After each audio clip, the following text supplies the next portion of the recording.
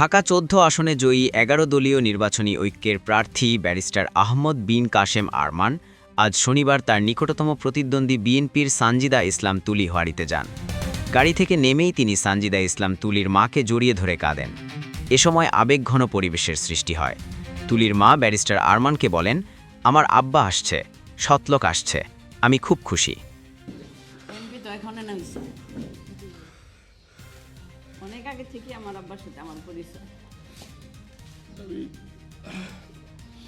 আমি যখন বের হয়ে আসি রান্নাঘর থেকে, আমার পরিবারের কাছে জানতে চাই তোমরা কেমন ছিল।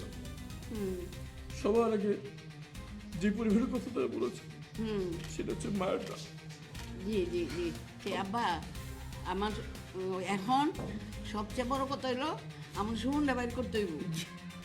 হ্যাঁ আমার আবদার আমার সুমনটা বাইর করতে হইব আব্বা।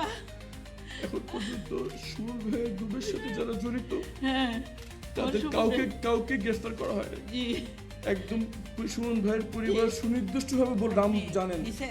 সুমন ভাইয়ের হ্যাঁ জি ওর মা আমার আগে থেকে